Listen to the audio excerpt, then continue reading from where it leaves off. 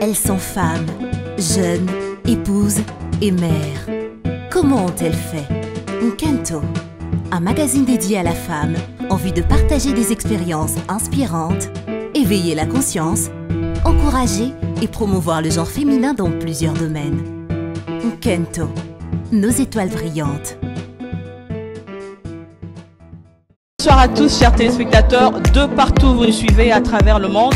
Alors bienvenue à Madjabou Talent Inside et je suis très heureuse de vous retrouver à ce troisième prime au cours duquel les talents vont interpréter des chants et ils seront accompagnés par un instrument. Vous l'avez sans doute compris, il s'agit d'une soirée acoustique.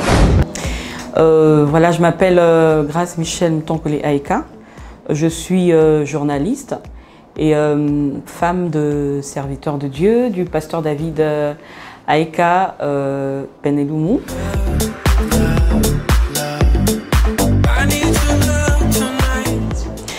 Alors, s'il faut parler de ça, je veux dire que c'est toute petite déjà.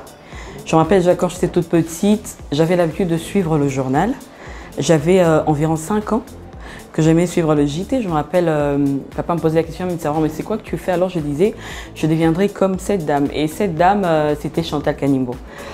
Et faut dire que c'est parti de là. Et avec le temps, les années au lycée, j'aimais faire des lectures et je le faisais souvent quand j'ai étudié dans une école catholique. J'étais parmi les lectrices dans des grands moments, dans des grands événements. Et voilà, il y avait cette passion, j'aimais bien suivre le journal, les infos sur RFI et j'avais l'habitude même d'imiter ces personnes. Si moi vous posez la question à ma meilleure amie, elle vous dira comment est-ce que je reprenais au fait, je répétais et je lui disais un peu, regarde un peu ce que je commencerai à faire. Et ce qui a fait que même quand j'ai fini les humanités, lorsque j'ai dit aux religieuses, que j'ai embrassé le journalisme, en tout cas tout le monde était d'accord, même mes professeurs, ils m'ont beaucoup encouragé, ils ont dit en tout cas que j'étais faite pour ça.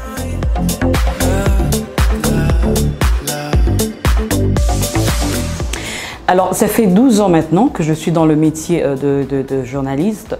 Ce qui me passionne, il faut dire, il y a déjà ce désir d'informer le public, d'aller à la recherche de la bonne et de la vraie info, de la diffuser, mais aussi il y a comment je peux dire, cette relation, cette communion qui s'installe entre le présentateur et son public, faut dire, parce que je suis j'étais plus présentatrice que reporter. Reporter c'était au début, vraiment au début, mais après celui qui m'a formée c'était JMK parce que c'est à Télé 50 que j'ai fait mes débuts dans le métier. Alors il avait dit que j'étais faite pour être une présentatrice. Alors c'est plus dans ça que j'ai évolué. Et donc il y a cette chaleur, cette communion qu'il y a surtout à la fin lorsqu'on termine de présenter des félicitations, des gens qui vous encouragent, qui disent qu'ils aiment comment est-ce qu'on fait ce travail. Et donc c'est un peu ça, donc ce désir d'informer, de communiquer, mais surtout de garder, d'entretenir cette fidélité avec notre cher public.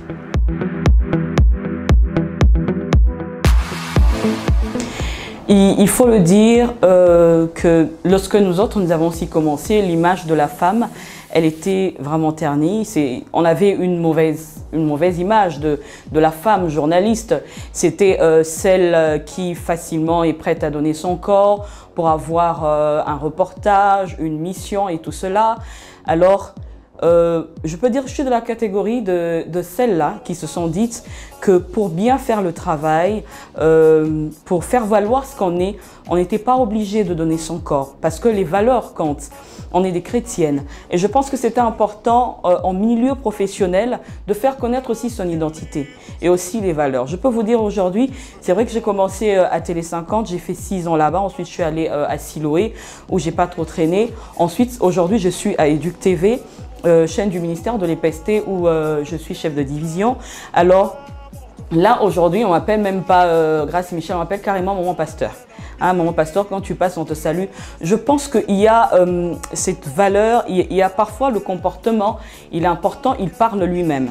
Et je me rappelle même au tout début, parce qu'il y a souvent les hommes politiques ou souvent d'autres personnes vers qui on part pour avoir justement ces informations, ils tentent un peu les femmes.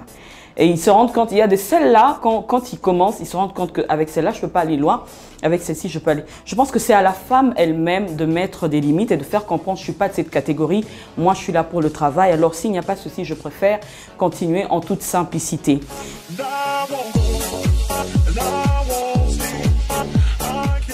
Ah, en tout cas, les difficultés, il y en a plusieurs, ça il faut le dire.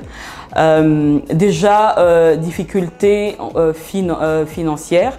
Parce que lorsqu'on a besoin de tourner certains éléments qui demandent, il faut dire, des budgets, des finances, parfois les chaînes dans lesquelles on travaille n'ont pas assez de finances.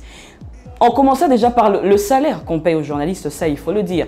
C'est pour ça que je me dis, si aujourd'hui, le journaliste, surtout congolais, s'il devait tenir compte de son salaire, je peux vous dire, madame, qu'on n'aurait pas de journaliste. Le journaliste n'est pas bien payé en RDC. Et donc, pour dire que quand vous voyez autant de journalistes, quelque part, c'est cette passion qui les accompagne, qui les booste, qui font qu'aujourd'hui, que nous sommes là à 12 années dans ce métier. Et donc, c'est au-delà même de l'aspect pécunier. Donc, il y a cette difficulté.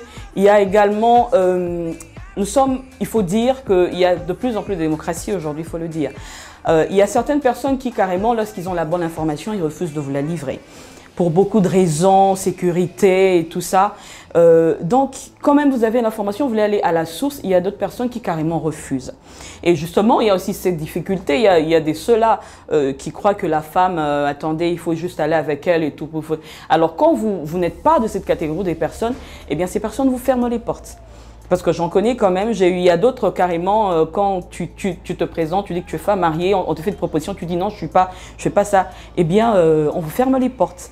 Il y a cela, mais ce n'est pas pour autant que cela nous a découragés. On continue de faire avec ce que nous pouvons et on persévère.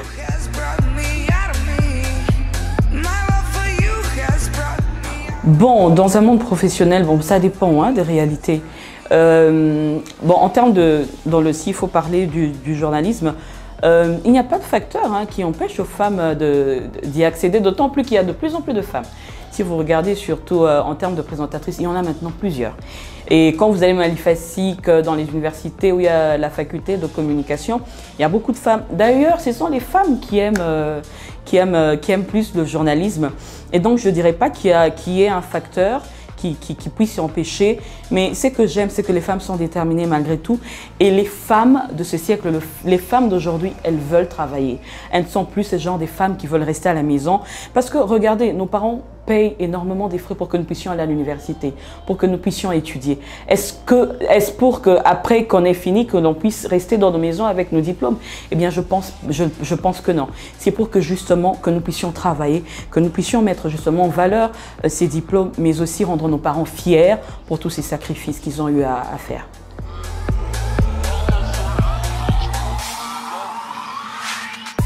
En tout cas, ça, il faut dire, c'est question d'organisation.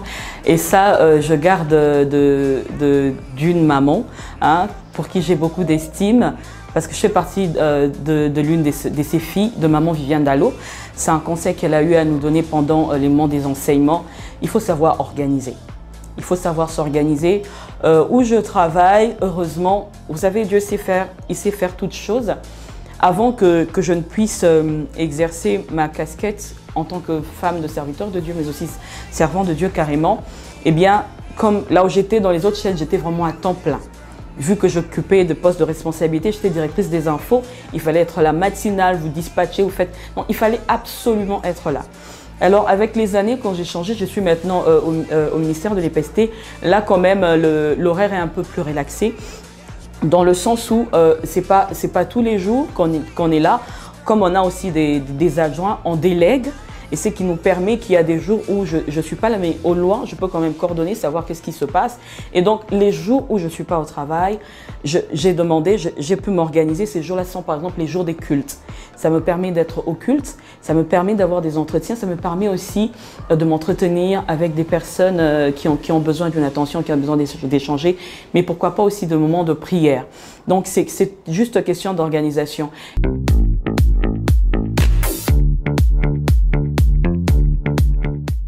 Eh bien, je dirais à cette femme de prendre courage, de ne pas s'attarder à ce que disent les hommes, à ce que les gens disent. Parce que on n'aura toujours pas l'approbation des hommes.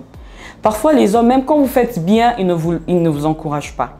En tout cas, je le dis, du moment où nous avons l'approbation de Dieu, c'est ce qui est le plus important, c'est ce qui compte.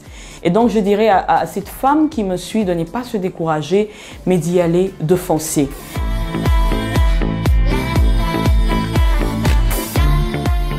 En tout cas, la plus belle, je dirais, peut-être, il y en a plusieurs. Et je suis sûre qu'il y en aura certainement d'autres. Mais parmi les plus belles réussites, je parlerai de la formation que j'ai eu à donner à d'autres journalistes. Parce que dans le métier que j'utilise et le poste que j'occupais, à un certain moment, lorsque nous recevons des stagiaires, on les forme. On les forme. Et quand elles viennent, elles vous disent qu'elles vous apprécient et tout. Et donc, moi j'ai toujours dit que quand quelqu'un t'apprécie, il faut lui donner. Hein, il faut lui donner ce que tu peux. Lui montrer comment est-ce que tu es arrivé justement à ce niveau. Comment est-ce que tu es parvenu. Qu'est-ce qui fait qu'elle puisse justement t'admirer. Ce que tu as fait. Parce que tu ne fais pas seulement d'admirer. Ce n'est pas juste le produit fini qu'on suit. Mais il y a eu tout un travail en amont.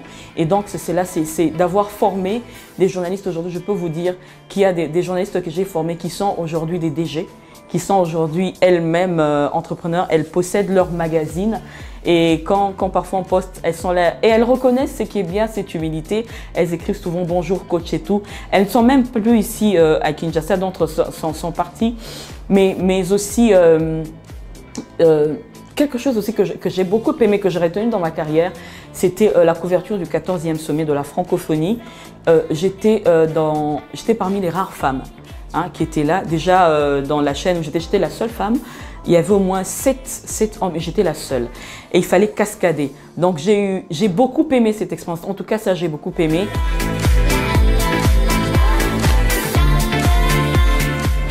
Alors oui, citation, non, je dirais plutôt passage biblique. On est dans Jean 15,16.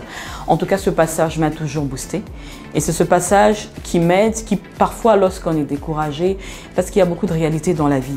Mais lorsque je reviens sur ce passage, il me booste. Et chaque fois quand j'en parle, très souvent, je reviens sur ce passage dans les prédications, lorsque je parle aux femmes. Jean 15,16 qui dit, ce n'est pas vous qui m'avez choisi, mais c'est moi qui vous ai choisi. Là, c'est Christ qui parle.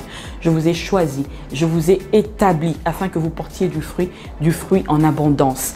J'ai toujours aimé ce passage parce que ce passage nous montre qu'en effet, si nous sommes là, nous ne sommes pas un fruit du hasard. C'est Dieu qui a voulu que nous soyons là et que nous avons de la valeur à ses yeux et que nous avons de quoi offrir à ce monde, de quoi offrir à ce peuple qui nous a établis. Ça veut dire que là où on se retrouve aujourd'hui, ce n'est pas un hasard. Et donc, je donne tout ce que j'ai tant que le Seigneur me donne la force et le souffle de vie.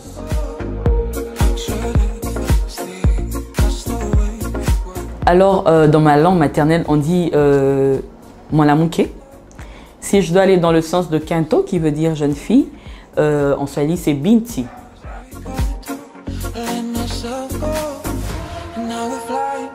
Un Kinto, j'ai eu quand même le temps de m'informer, parce que quand j'ai eu Kinto, je me suis posé la question de savoir ça signifiait quoi. Et on m'a dit que ça signifiait jeune fille en Kikongo. Voilà.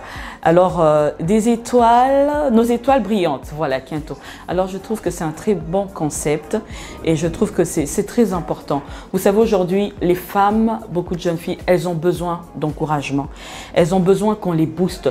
Et lorsqu'il y a ce genre de magazine qui est là pour justement exposer ces femmes, mais aussi parce qu'au travers de ces magazines, vous exposez ou vous présentez des femmes qui ont eu à réussir, qui ont eu à commencer quelque part, qui ont tenu bon, qui ont réussi, eh bien, ces femmes deviennent des modèles et des motivatrices pour celles qui se sous-estiment encore.